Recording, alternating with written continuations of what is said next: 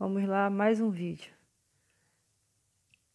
Subindo o rio, a velocidade de um barco é 6 metros por segundo.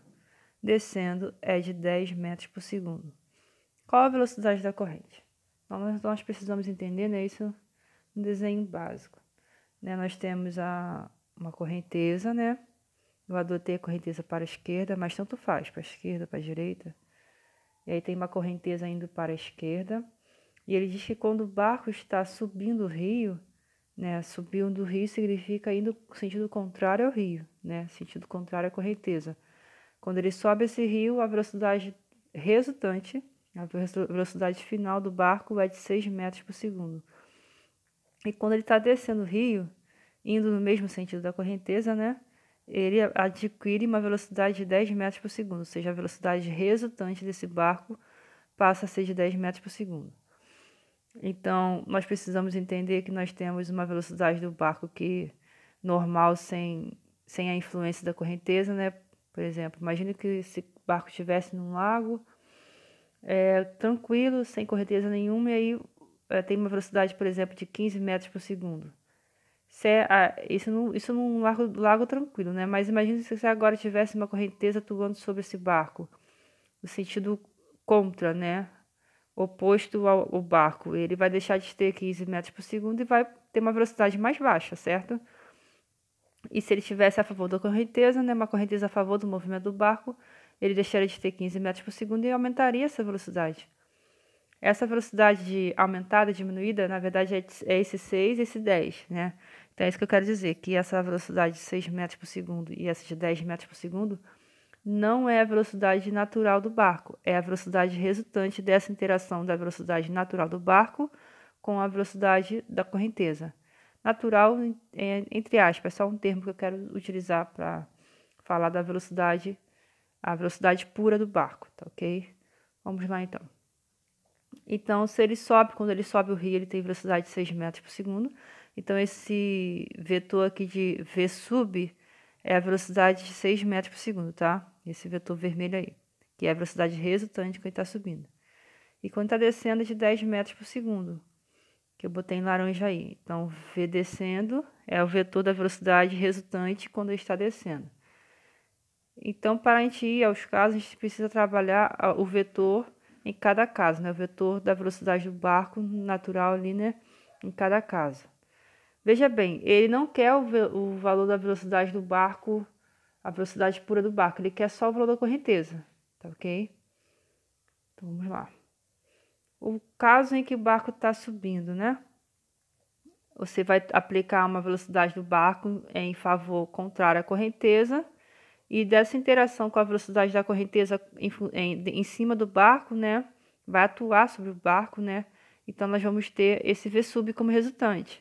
Então, por exemplo, o carinha lá liga o motor do barco, ele começa a ter tem uma velocidade VBA, só que devido à interação da correnteza se opondo à velocidade do barco, a gente vai ter uma resultante que é o V sub, que é o de 6 metros por segundo, tá ok? E quando tiver... Então, nesse caso, gente, o que acontece?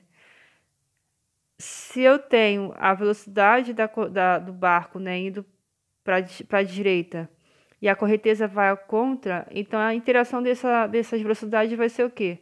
A correnteza vai gastar ou vai aumentar a velocidade do barco? Vai desgastar. Por isso que nossa equação, para esse caso de subida, vai ser o sinal de menos. É a velocidade do barco, a velocidade do motor do barco, né? Menos a velocidade da correnteza. Né? Então, a velocidade relativa deles vai ser dessa subtração entre a velocidade do motor do carro menos a velocidade da correnteza, que vai ser igual a 6 metros por segundo, que é a velocidade resultante, quando ele está subindo, beleza? E no caso de descendo a correnteza, né? Essa correnteza, descendo o rio, perdão, então essa correnteza vai estar a favor. Então essas duas velocidades vão o quê? Subtrair ou somar? Vão somar, né? Porque vai reforçar esse movimento.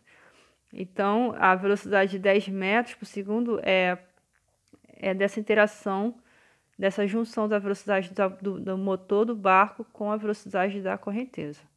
Beleza? Então, aqui isso gera um sistemazinho, né? Vamos substituir agora os valores. Beleza?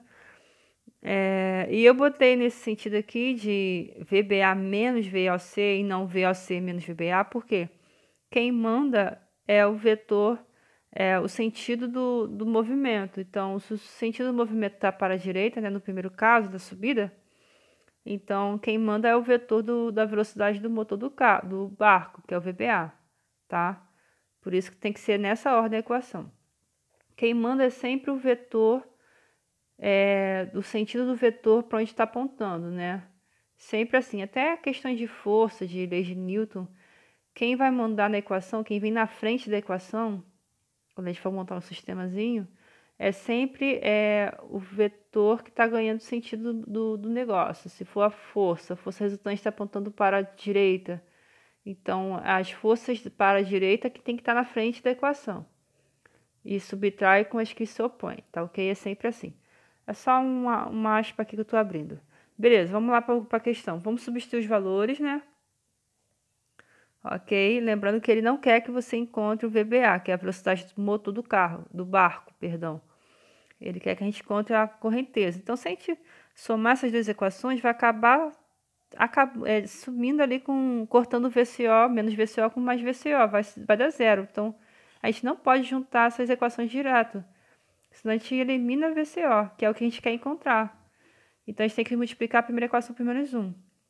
Multiplica a primeira equação por menos 1. E a gente vai poder cortar o VBA e vai poder juntar os VCOs, que é a velocidade da correnteza que a gente quer obter. Juntando agora, ó, cortou ali o VBA. E vamos juntando aqui, ó, somando as duas equações, né? VCO com VCO, ali vai dar mais. Somou, dá 2 VCOs, ok?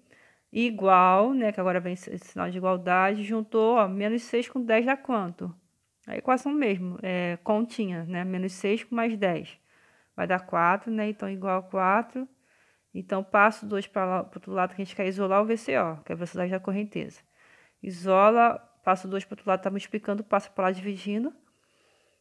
Então, a velocidade da correnteza dá 2 metros por segundo. Então, letra C. Beleza? Então, é isso, gente. Próxima questão. O piloto de uma lancha atravessa um rio de 60 metros de largura. A velocidade da lancha em relação ao rio é 10 metros por segundo. E a velocidade do rio em relação às margens é de 2 metros por segundo. Ok, vamos ao desenho. Nós temos um barco querendo atravessar, nessa situação, querendo atravessar um rio de 60 metros de largura, como está mostrando o desenho. Ok?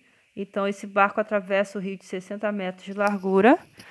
E essa velocidade da lancha em relação ao rio é de 10 metros por segundo. Esse barco atravessa o rio com 10 metros por segundo. Ok?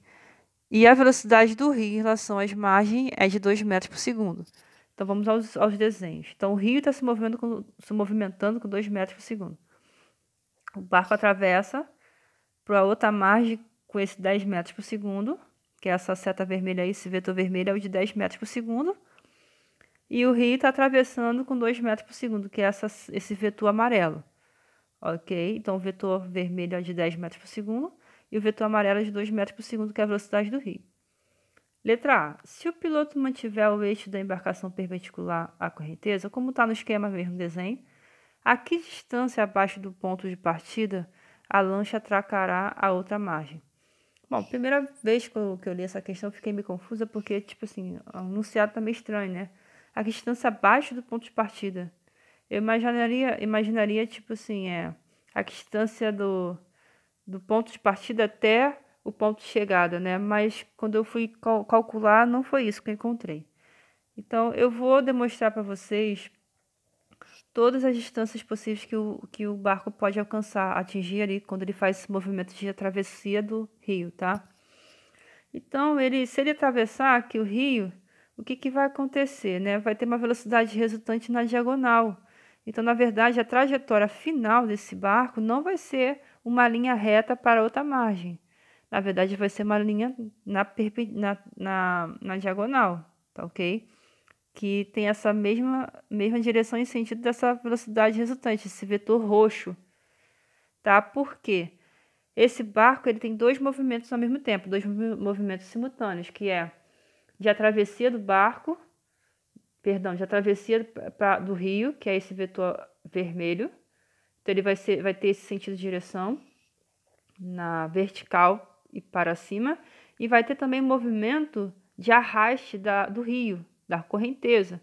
Então ele também, ao mesmo tempo que ele vai para a vertical e para cima, para frente, ele é arrastado para o lado. Ele vai para frente e é arrastado pelo lado por causa da correnteza do rio. Então ele tem movimento na vertical e na horizontal ao mesmo tempo. Isso gera uma trajetória diagonal. A trajetória resultante ali é diagonal. Então, ele tem um deslocamento na vertical que é de 60 metros e tem um deslocamento na horizontal, que é esse que eu vou encontrar para vocês também. Vou calcular o deslocamento na horizontal e o deslocamento na diagonal, que é o deslocamento resultante, tá ok? Vamos lá então. Ele tem já o deslocamento na vertical que eu já falei, e a gente vai encontrar esse deslocamento na horizontal, tá ok? E depois eu vou calcular essa resultante aí, tá? Essa resultante vem desse deslocamento na vertical e na horizontal, como eu já falei. Vamos lá. A velocidade nessa vertical, que está associada a esses 60 metros, né, é de 10 metros por segundo. Então, ele percorre esses 60 metros com a velocidade de 10 metros por segundo, ok? Se são dois movimentos simultâneos, gente, então quer dizer que as coisas acontecem ao mesmo tempo. Então, significa que ele, ao mesmo tempo que ele leva para percorrer 60 metros, com esses 10 metros por segundo, o mesmo ΔT que ele leva para percorrer esses 60 metros é o mesmo ΔT que ele vai levar para percorrer esse x, essa distância x, que eu chamei de x. Ok?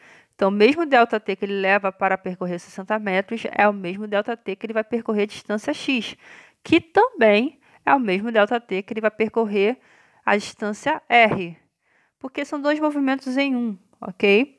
O movimento de 60 metros e a distância x gera essa resultante, ok? Então, a resultante é o resultado, né, a consequência desse movimento de 60 metros e o movimento em x, né, da vertical e na horizontal. Na vertical e de arraste em x, ok? Então, eu vou pegar a equação de velocidade média, a mesma equação de simples zona de ΔX sobre ΔT, e vou aplicar ali na horizontal. Qual é a velocidade que está associada na distância x? É a velocidade na horizontal, que é a velocidade do vetor amarelo, que é de 2 metros por segundo, que é a velocidade da correnteza do rio. Beleza? Então, é essa velocidade que está associada à distância x.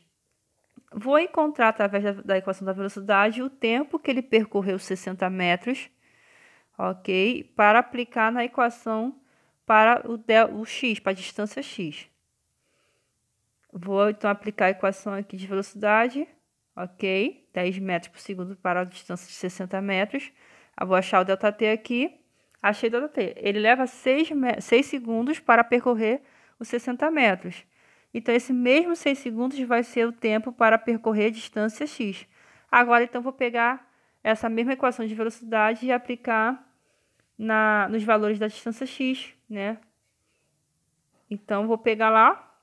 Vou substituir agora para achar o ΔT para essa distância x. Mas qual é a velocidade associada à distância x? É a velocidade do rio, que é de 2 metros por segundo. Substituir os valores e vou achar o nosso x. Então, essa distância x na horizontal é 12 metros, que é, na verdade, o gabarito dessa questão, tá? Então, esse valor que ele quer. Ele quer, na verdade, então, o deslocamento na horizontal, que ficou meio confuso no enunciado. Provavelmente deve ter sido algum erro de digitação, não sei. Mas, de qualquer forma, eu vou calcular para vocês a resultante, tá ok? Gente, a resultante aqui sai por Pitágoras, né? Porque, olha só, nós temos um triângulo retângulo ali, onde a resultante é a hipotenusa do triângulo, certo? E x e 60 são os catetos. Vou agora pegar esse valor de x, substituir no triângulo retângulo, e aí a gente vai poder encontrar agora o valor de r, que é a hipotenusa, né? Aplicando o teorema de Pitágoras, que diz que o quadrado da hipotenusa é igual à soma dos quadrados dos catetos, certo? Então, vamos lá. A hipotenusa resultante é só terminar esse cálculozinho básico aqui. Resolver os quadrados, somou, tirou a raiz, porque o R está ao quadrado, então tira a raiz. Então, dá aproximadamente 61,2 metros. Então, gente, o que ele queria mesmo era a distância na horizontal, que é o 12 metros, beleza? Letra B. Se o piloto mantiver o eixo da embarcação inclinado, a fim de que a lancha atravesse o rio perpendicularmente à correnteza, qual deverá ser o valor do ângulo de inclinação? O que ele quer dizer que é o seguinte, ele não quer que o barco faça uma trajetória na diagonal. Ele quer que o barco realmente faça uma trajetória na perpendicular, na mesma direção dos 60 metros, na direção do vetor vermelho. Então, para que isso ocorra, a gente tem que inclinar o barco para a esquerda. Porque se ele mantiver inclinado assim, para frente, né?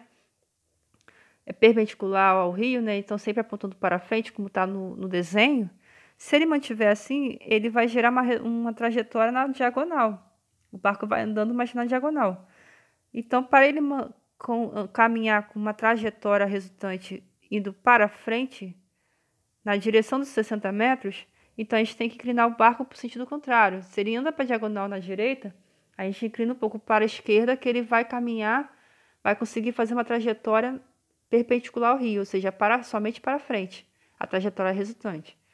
Então, o que ele quer é que a gente pegue esse movimento e gire um pouco para a esquerda. Girando para a esquerda é esse ângulo de inclinação, que separa a velocidade do barco, né, com a resultante. Então, a gente vai ter que girar ele para a esquerda, exatamente assim, tá ok? Desse jeito. Só que quando a gente gira, a velocidade do barco, ela vai passar a ser agora a hipotenusa, tá? Porque a velocidade do resultante do barco vai ser essa seta roxinha, vai ser uma velocidade menor que a do barco.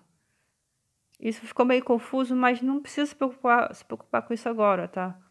Isso é só se aprofundando na questão. Então é isso. A gente girou para o lado.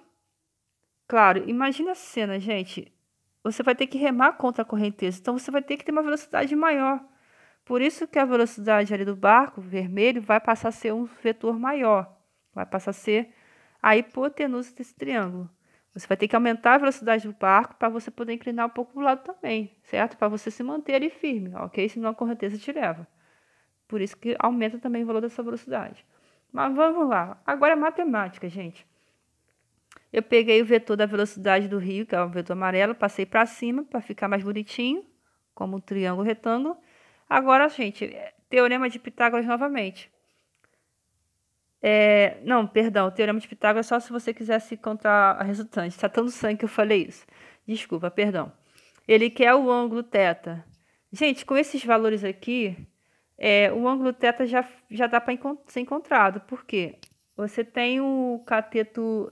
Esse 2 aí é o cateto adjacente ou o cateto oposto ao ângulo? Muito bem, para quem respondeu o cateto oposto ao ângulo, certo?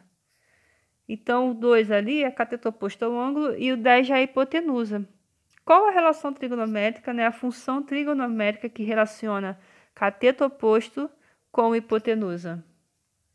Seno, cosseno, tangente, qual é? É o seno, certo?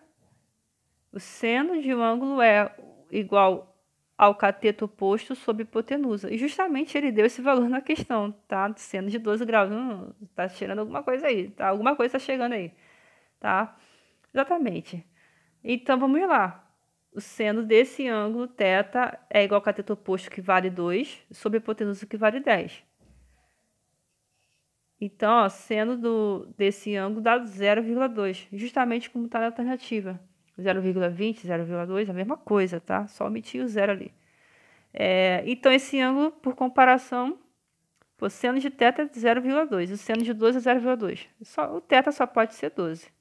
Ok? Essa questão foi bem dada, mas dá para trabalhar bastante coisa nela, tá? Por isso que eu selecionei essa questão para falar a respeito dela, tá ok? Próxima questão. Num dia de chuva sem vento, a chuva cai verticalmente em relação ao solo, com velocidade de 10 metros por segundo. Um carro se desloca horizontalmente com 20 metros por segundo em relação ao solo. Determine a velocidade da chuva, o módulo da velocidade da chuva em relação ao carro. Né? É aquela cena em que a gente está dentro ou de um ônibus ou um carro, aí está chovendo e aí a gota de chuva bate no vidro do carro, do ônibus ou da janela do ônibus. E você vê o quê? Uma trajetória reta para baixo, em linha reta para baixo da gota de água? Certamente que não.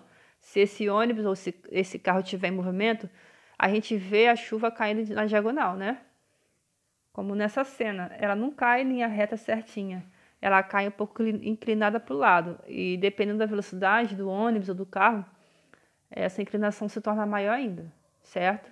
Isso aí é um fenômeno físico. Gente, física é o estudo da natureza. E é muito lindo. Então, vamos lá pensar melhor nesse caso. Essa velocidade da chuva, gente, em relação ao solo, é de 10 metros por segundo, é a velocidade dela na vertical. É a velocidade que ela está caindo lá no ar. Ela vem lá no ar, uma velocidade de 10 metros por segundo, e atinge o carro. Só que esse carro está em movimento. Então, esse movimento do carro vai arrastar a chuva para o lado. Vai ter um arraste para o lado, na horizontal. Então, ele arrasta a chuva, a gota de chuva para o lado, e isso vai gerar novamente um movimento na diagonal, como eu falei na questão anterior. Uma velocidade resultante aí, que é a velocidade da chuva em relação ao carro, o vetor verde. Novamente, nós temos um triângulo retângulo, se a gente for ajeitar esse desenho. Eu só peguei o vetor vermelho, passei para o lado e formei esse triângulo retângulo. Vamos pegar agora os valores, substituir os valores, ok?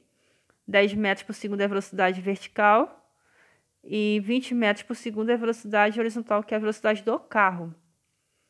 Então, ele quer a velocidade, o módulo da velocidade da chuva em relação ao carro, que é a resultante. O que é a velocidade da chuva em relação ao carro? É a velocidade da chuva quando ela está sobre o carro, entendeu? Que é a resultante, essa velocidade na diagonal. Gente, teorema de Pitágoras aqui novamente, né? A resultante, que é essa seta verde, é o quê? Hipotenusa ou os catetos.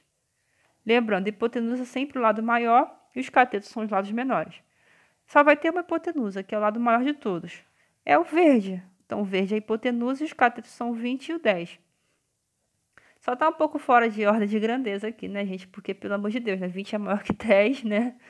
E eu botei o 20 pretinha, seta preta menor que a vermelha. Mas deixa quieto, né? Tá errado aqui, né? Mas, enfim, só mera ilustração. Vamos aplicar o teorema de Pitágoras para achar a resultante ali. Ok? A velocidade da chuva em relação ao carro, que é a resultante verde, né? Ao quadrado, que é a hipotenusa, é igual à soma do quadrado dos catetos, que é o 20 ao quadrado e mais 10 ao quadrado, que é a velocidade da chuva e a velocidade do carro. Substitui os valores, fez os quadrados ali, somou, tira a raiz agora, que a gente quer encontrar a velocidade da chuva, e não o quadrado da velocidade da chuva, ok? Tira a raiz, e aí dá aproximadamente 22,4 metros por segundo. Bem semelhante à questão anterior. A diferença é que a questão anterior estava pedindo o deslocamento e não a velocidade. Mas também daria para encontrar a velocidade, beleza? Próxima questão. E última questão. Sob a chuva que cai verticalmente, uma pessoa caminha horizontalmente com velocidade de 1 metro por segundo, inclinando o guarda-chuva de 30 graus em relação à vertical. Determine a velocidade da chuva em relação ao solo. Nós temos esse esquema aqui, ó. Guarda-chuva. Aí você imagina que a parte de cima assim, foi inclinada 30 graus para o lado, em relação à vertical. Tem uma inclinaçãozinha ali. Ela não está mais na horizontal, ela está inclinadinha em relação à vertical de 30 graus. Então, ela faz um ângulo, né, o guarda-chuva, a parte de cima, faz um ângulo com a vertical de 30 graus. E aí você tem uma velocidade da pessoa que caminha horizontalmente, né, 1 metro por segundo. Então, a pessoa vai caminhar para o lado, na horizontal, para o lado, 1 metro por segundo. E aí nós temos aqui, ó, a velocidade resultante da gota sobre o guarda-chuva vai ter essa direção, certo? Claro, ela vai estar lá em cima, mas eu só botei para baixo para ficar mais assim, fácil de trabalhar com esse desenho. Mas imagina a gota lá em cima, no topo do guarda-chuva, se movimentando nessa direção e sentido, beleza? E aí vai ter essa chuva, essa velocidade resultante da chuva sobre o guarda-chuva. Só que antes ela cai na vertical, né? Isso é da velocidade vertical da chuva, com a interação dessa velocidade vertical da chuva com a interação da velocidade da pessoa, tá? A pessoa caminha para frente e a chuva cai para trás, correto? Ação e reação. E aí, a resultante que vai ser gerada é o vetor amarelo. Então, na verdade, o vetor amarelo é a resultante desse movimento de arraste da pessoa com a velocidade de queda da chuva, beleza? Ele quer a velocidade da chuva em relação ao solo. Ele quer, então, a velocidade vertical da chuva, ok? Gente, mas só que eu só tenho o valor da velocidade da pessoa, que é 1 metro por segundo, e eu tenho um ângulo ali. Como é que eu vou saber, e o tangente 60, como é que eu vou saber descobrir essa velocidade da chuva? Não tem problema, a gente vai usar trigonometria aqui. Não dá para usar o teorema de Pitágoras, porque a gente só tem o valor de uma velocidade. Se a gente tivesse o valor do vetor amarelo, daria para usar o teorema de Pitágoras e a gente acharia o vetor vermelho, mas a gente não tem. Então a gente vai ter que usar a trigonometria. Bom, vou pegar esse desenho e passar para aqui para o lado, vai ficar melhor. Nossos dados enunciados, ele está falando a respeito do tangente de 60, não de 30 graus. Então a gente não pode usar 30 graus, tem que usar 60. Mas de onde vem 60? Não sei se vocês se lembram, gente, mas na geometria ali do problema, lembra que a soma dos ângulos internos de dentro de um triângulo tem que dar 180?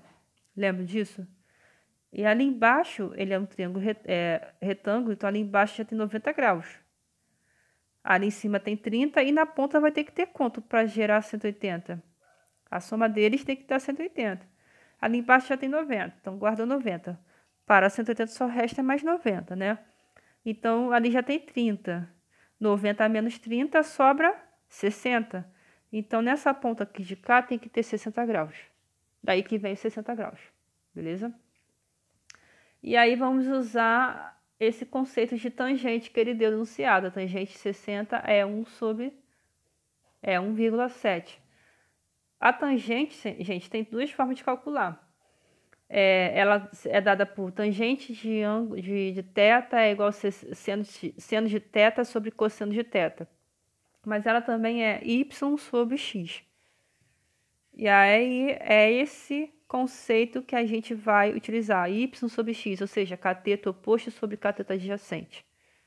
Tá? A mesma coisa, y sobre x ou cateto oposto sobre adjacente. É esse conceito que a gente vai utilizar, beleza? Qual é o cateto oposto ao ângulo 60 graus?